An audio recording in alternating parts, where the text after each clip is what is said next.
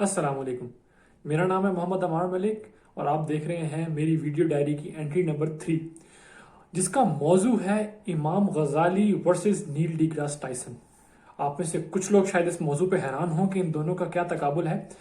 تو شاید آپ میں سے بہت سارے لوگ جانتے ہوں کہ نیل ڈی گراس ٹائسن جو ہیں وہ ایک بہت بڑے سائنٹسٹ ہیں اور میرے پرسنلی فیوریٹ سائنٹسٹ میں سے ہیں۔ اس کے علاوہ امام غزالی جو ہیں، ان کا اسلام کے اندر تصوف کے حوالے سے اور اسلام کی ٹیچنگز کے حوالے سے بہت بڑا رول ہے اور ان کو بہت ہائیلی ریٹ کیا جاتا ہے۔ اور ایون اگر آپ اسلام کے بارے میں بہت زیادہ بھی نہیں بھی جانتے، تب بھی آپ امام غزالی کے بارے میں آپ نے کچھ نہ کچھ ضرور سن رکھا ہوگا۔ تو کیا وجہ ہے کہ میں ان دونوں کا آپس میں مقابلہ کرانے جا رہا ہوں؟ اس کی وجہ یہ ہے کہ چند دنوں پہلے نیل ڈی گراس ٹائسن کی ایک ویڈیو دوبارہ دیکھنے کو ملی، جو کہ میں نے شاید بہت عرصہ پہلے بھی دیکھی تھی، جس کے اندر وہ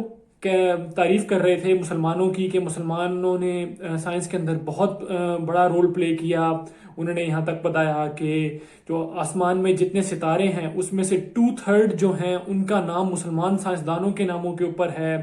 پھر اس کے علاوہ عربک نیومرلز اور بہت ساری مسلمان سائنسدانوں کی بڑی تعریف کی۔ لیکن پھر ان کا کہنا تھا کہ کیا وجہ ہے کہ وہ اتنا بڑا علمی ٹریڈیشن جو تھا، اب آج ہم اگر دیکھتے ہیں تو مسلمان سائنسدانوں میں ہمیں کوئی اکا دکا ہی نظر آتے ہیں جن کو نوبل پرائز ملا ہو، تو کہاں گئی وہ مسلمانوں کے اندر جو ہے وہ علم کی تڑپ اور سب کچھ۔ انہوں نے کہا کہ نارملی ایسا ہوتا ہے کہ اس طرح کی چینجز آتے ہیں حکمرانوں کی وجہ سے اور اس طرح کی چیزوں کی وجہ سے، لیکن مسلمانوں کے کیس میں یہ چینج آیا صرف ایک شخص کی وجہ سے، اور وہ شخص تھا ابو الحامد غزالی، یعنی امام غزالی۔ تو انہوں نے امام غزالی کے اوپر یہ سارا الزام تھوپ دیا کہ امام غزالی وہ تھے جن کی وجہ سے یہ ساری چینج آئی ہے۔ اور پھر انہوں نے اس بات کو جسٹیفائی کرنے کے لیے کہا کہ امام غزالی نے کہا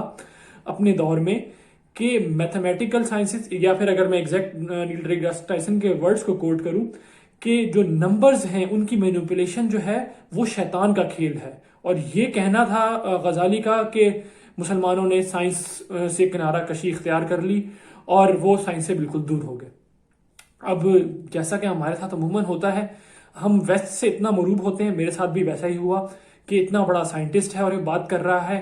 تو میں نے بھی اس کی بات کو سچ مان لیا۔ اور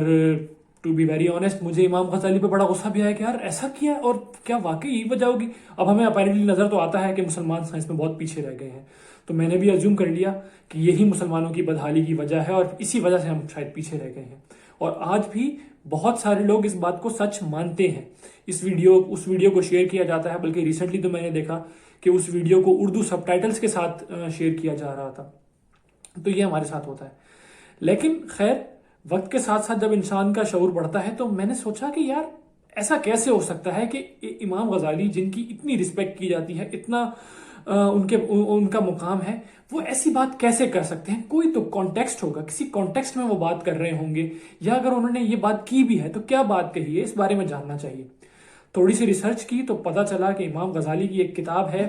المنقذب من الضلال۔ آئی ہوپ کہ میں نے غلط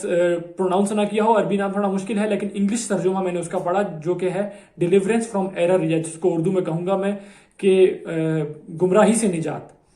تو یہ کتاب ہے اور یہ بہت چھوٹی سی کتاب ہے جس کے اندر انہوں نے کچھ اس طرح کی بات کی ہے، تو میں نے کہا اس کو پڑھا جانا چاہیے۔ تو بیسیکلی یہ کتاب ہے امام غزالی کی کہ وہ تصوف کی راہ پہ، صوفیزم پہ کس طرح سے آئے، اور انہوں نے کس طریقے سے تمام گروپ جو کہ اس ٹائم پہ ان کے بقول حق کی تلاش میں تھے، ان میں فلاسفہ بھی تھے، ان میں متکلمین بھی تھے، ان میں باطنی بھی تھے،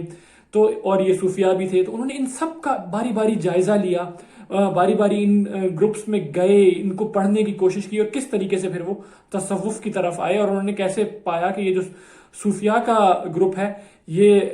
سب سے زیادہ حق پہ موجود ہے۔ تو یہ اس کے بارے میں انہوں نے کتاب لکھی ہے، اور پھر باقی گروپ میں کیا کیا غلطیاں ہیں وہ انہوں نے واضح کرنے کی کوشش کی ہے۔ تو آپ یہ کتاب ضرور پڑھیں، بہت اچھی کتاب ہے، مجھے بہت مزہ آیا، بہت چھوٹی سی کتاب ہے، اور آپ اس کے کانٹینٹ سے ایگری کریں یا نہ کریں، لیکن بہرحال اس میں آپ کو سیکھنے کو بہت کچھ ملے گا۔ تو یہ جو میتھمیٹیکل سائنسز والی بات ہے کہ سائنس پہ جو تنقید کی امام غزالی نے، وہ جب فلاسفہ پہ تنقید کر رہے تھے وہاں پہ انہوں نے کچھ اس طرح کی بات کی ہے جس سے شاید یہ اشارہ ملے کہ امام غزالی جو ہے وہ ڈسکریج کر رہے ہیں سائنس کو۔ تو پہلی بات تو یہ ہے کہ نیل ڈی گراس ٹائسن نے جو ہے جو ایگزیکٹ ورڈز کہے تھے کہ میتھمیٹیکل جو نمبرز ہیں، نمبرز کی مینیپولیشن جو ہے وہ شیطان کا کھیل ہے، یہ ورڈز آپ کو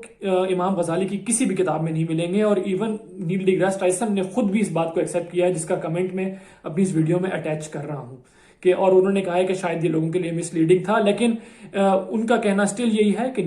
امام غزالی کا مین پرپز کہنے کا یہی تھا کہ وہ ڈسکریج کر رہے تھے مسلمانوں کو سائنس کو پرسو کرنے پہ. اور اس چیز کو ہمارے بہت ہی محترم پرویز ہود بھائی صاحب بھی اس طرح کی باتیں اپنی کتب میں کر چکے ہیں کہ امام غزالی ہی کے اوپر اس طرح کی جو ہے الزام لگائے جاتے ہیں. تو بہرحال جو امام غزالی نے اپنی کتاب میں بات کہی تھی اس کے اوپر چلتے ہیں. تو یہ بات آتی ہے جب وہ فلاسفہ کے اوپر تنقید کر رہے ہیں، یعنی فلاسفرز کے اوپر تنقید کر رہے ہیں، تو وہاں پہ انہوں نے کہا ہے کہ میتھمیٹیکل سائنسز جو ہیں ان سے دو طرح کی ایولز جو ہے یا برائیاں جو ہے جنم لیتی ہیں. اب وہ کیا برائیاں ہیں، یعنی وہ ایک طرح سے فلاسفہ کا رد کر رہے ہیں کہ بھئی کس وجہ سے فلاسفہ کو میں نے ایکسیپٹ نہیں کیا اور فلاسفہ میں کیا برائیاں ہیں. تو پہلی برائی انہوں نے یہ بیان کی، پہلی برائی یہ ہے کہ جو بھی بندہ ان سائنسز، ان میتھمیٹیکل سائنسز اور ان چیزوں میں پڑھتا ہے وہ اتنا مروب ہو جاتا ہے ان سب چیزوں سے کہ اس کو پھر وہی سچ نظر آنے لگتا ہے. وہ لگتا ہے کہ یار اسی کے تھرو مجھے سچائی پتہ لگے گی. اور اس پہ اگر آپ کو یقین نہ آئے تو آپ خود 3-4 سائنٹیفک ڈاکومنٹریز ایک ساتھ ذرا دیکھ لیں. میں ابھی ریسنٹلی نیل ڈی گراس ٹائسن کی کاسموس اسپیس ٹائم اوڈیسی دیکھ رہا تھا. تو وہ آپ اتنا میسمرائز ہو جاتے ہیں ان چیزوں سے کہ آپ کو لگتا ہے واقعی یار دیکھو کتنی باریک چیزیں ہیں اور کتنے اچھے سے سائنس ایکسپلین کرتی ہے کہ یہ سب پروسیس کس طریقے سے سٹارٹ ہوا. انسان ان چیزوں سے اتنا مروب ہو جاتا ہے کہ اس کے بہت زیادہ چانسز ہیں کہ آپ اسی کو ہی سچ سمجھنا شروع کر دو کہ یار اسی کے تھرو مجھے حق پتہ چلے گا اور دوسری کوئی چیز جو ہے میں اس کو ماننے کے لیے تیار نہیں ہوں گا انلیس مجھے اس کا امپیریکل ایویڈنس دیا جائے. تو ایک برائی تو امام غزالی کا کہنا تھا یہ ہے. پھر ہوتا یہ ہے کہ کیونکہ بہت سارے یہ جو ہمارے آج کے دور کے سائنٹسٹ بھی اور شاید اس دور کے سائنٹسٹ بھی کچھ اس طرح کے ہوں گے جو ملحدین ہوتے ہیں، یعنی مذہب پہ یقین نہیں رکھتے، تو جو انسان ان سے مروب ہو جاتا ہے جب وہ اس طرح کی سائنسز میں آتا ہے تو وہ اس بات کے بہت زیادہ چانسز ہیں کہ وہ سوچے گا کہ یار اگر مذہب سچا ہوتا تو یہ اتنے بڑے بڑے لوگ پاگل تھوڑی ہیں، یہ مان لیتے ہیں نا، انہوں نے بھی اتنی مانی تو ہم بھی نہیں مانیں گے. یعنی صرف فالو کرنے کے چکر میں آپ اس چیز کو کر لیتے ہو. اور امام غزالی کا کہنا ہے کہ انہوں نے بہت سارے لوگوں کو دیکھا ہے اس طریقے سے گمراہ ہوتے ہوئے. تو یہ وجہ ہے کہ جس کی وجہ سے اگر کوئی بھی بندہ سائنس کی اسٹڈی پہ جانا چاہ رہا ہو تو اس کو وارن کیا جائے کہ یار یہ چیزیں کہیں تم ان چکروں میں نہ پڑ جانا. یعنی وارن کی بات کی انہوں نے، یہ نہیں کہا کہ سائنس پڑھنی ہی نہیں چاہیے اور پڑھنا حرام ہے، اس طرح کی بات انہوں نے کوئی نہیں کی. دوسری برائی انہوں نے کہی کہ وہ برائی آتی ہے مسلمانوں سے خود، یعنی اس مسلمان سے جس کے سامنے جب کوئی سائنسی حقیقت پیش کی جائے تو وہ صرف اس وجہ سے اس کا رد کر دیتا ہے کہ نہیں نہیں نہیں یہ نہیں ہے کیونکہ سائنس کہہ رہی ہے، یعنی ضد میں. یعنی اب اس کی مثالیں آپ دیکھ لیں کہ بھائی زمین فلیٹ ہے کیونکہ امام احمد رضا خان بریلوی نے کہہ دیا تو اب میں زمین کو ساکن ہی مانوں گا، اب میں اس کو نہیں مانوں گا چاہے مجھے کتنے بھی پروف دے دو. تو یہ اگنورنس ہو گئی. اس کے علاوہ تھیوری آف ایوولوشن چلیں، وہ ایک اس کے بارے میں بحث چلتی رہتی ہے، لیکن بہرحال یہ اس طرح کا ٹاپک ہے. اس کے علاوہ اور بہت ساری سائنٹیفک ایکسپلینیشنز ہیں جس کو جان بوجھ کے آپ صرف اس وجہ سے رد کر دیں گے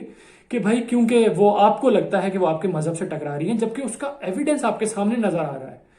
تو اس کی وجہ سے کیا ہوتا ہے کہ بہت سارے لوگ اس وجہ سے بھی متنفر ہو جاتے ہیں کہ یار میں ایویڈنس دکھا رہا ہوں، میں تمہیں اب وہ جو بندہ کام کر رہا ہے اسپیس سائنسز میں یا فزکس کی اس طرح کی فیلڈز میں، اس کو نظر آ رہا ہے، اس کو پتا ہے کہ زمین گول ہے، زمین ساکن نہیں ہے، تو وہ کیسے مان لے؟ پھر ایونچولی اس کا یہی ہوگا کہ وہ پھر مذہب سے متنفر ہو جائے گا اور وہ مذہب سے ہاتھ دھو بیٹھے گا. تو یہ باتیں انہوں نے کہی ہیں، یعنی یہ برائیاں ہیں جو سائنسز سے نکلتی ہیں. اور اسکرین شاٹس میں نے آپ ویڈیو کے ساتھ ساتھ اٹیچ کر دیے ہیں. باقی آپ اس کتاب کو ضرور پڑھیں. اس کتاب میں اور بھی بہت اچھی چیزیں مجھے پڑھنے کو ملی جس پہ اگر کبھی موقع ملا تو میں کسی اور دن ویڈیو ضرور بناؤں گا. تو یہ بات تھی، یعنی امام غزالی نے وہ نہیں کہا، اس طریقے سے بات نہیں کہی جس طریقے سے نیل ڈی گراس ٹائسن نے پورٹرے کی. اور دوسری بات یہ کہ امام غزالی نے جس دور میں بات کی تھی اس کے بعد بھی مسلمان سائنسدانوں نے ڈسکوریز کی ہیں. اور اگر یقین نہ ہے تو آپ ویکیپیڈیا کے اوپر جا کے سرچ کر سکتے ہیں مسلم سائنٹسٹ کے بارے میں کہ کب کب کیا کیا ڈسکوریز ہوئی ہیں. یعنی یہ کچھ تقریباً ٹائم فریم وہی تھا جب مسلمانوں کا زوال آنا شروع ہو گیا. زوال کیوں آیا اس پہ کسی دن اور بحث کریں گے، لیکن بہرحال امام غزالی جو ہیں ان کا کوئی قصور نہیں تھا اس معاملے میں. تو اب آپ ہی فیصلہ کیجئے کہ اس پوائنٹ میں امام غزالی ٹھیک ہے یا نیل ڈی گراس ٹائسن ٹھیک ہے. تو انشاءاللہ ملتے ہیں کسی انٹرسٹنگ اور ٹاپک کے ساتھ کسی نیو ویڈیو انٹری کے اندر. تب تک کے لیے اللہ حافظ.